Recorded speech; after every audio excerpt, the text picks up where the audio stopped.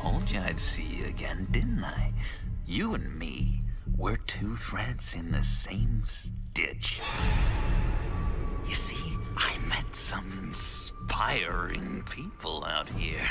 Made some new friends.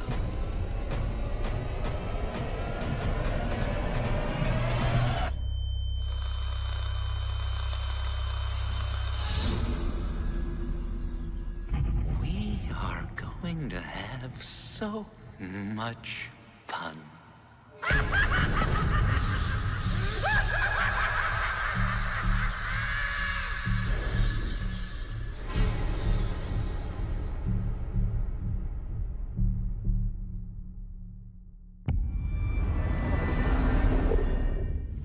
With season 1, we had the challenge of finding out how far we could take Batman and bend it before it breaks. We found out that you could bend it pretty far.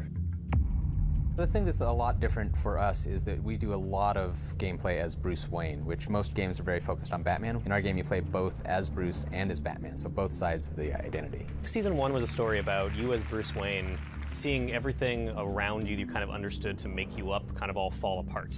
The whole Batman mythos is all about Bruce Wayne having his parents sacrifice themselves for him at a young age, and our story is about Bruce finding out that his father was actually corrupt. His family wasn't what he thought it was. He's finding out that his company could be taken away from him. The people he cares most about are in danger. His heroes have now really become the people that he now fights. There's a great quote by Harryhausen: "The best monster is one you can imagine in repose." In season 1, we got a chance to set up some of the villains that people are the most familiar with. But in The Enemy Within, we get to see those villains, those monsters in repose.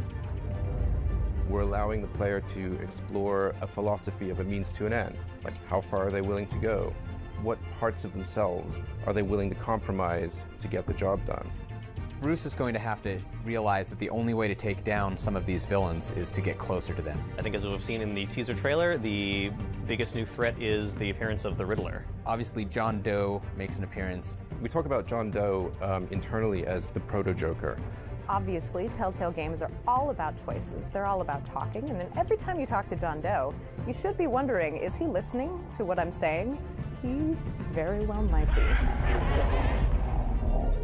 The thing that I've always loved about Telltale games is there's a partnership between myself and the game, to where I am helping to create my own narrative. The stakes have never been higher than it does with a Batman game, because now I'm creating my own Batman. The sandbox goes from here to here. If you played season 1 and you enjoyed getting to know some of the Batman villains who were a little bit different than you saw in canon, being able to form close relationships with them, befriend them, become their mortal enemies, you are going to have an amazing time in The Enemy Within. Telltale's Batman: The Enemy Within premieres this August. The billionaire or the bat? Which mask will you wear?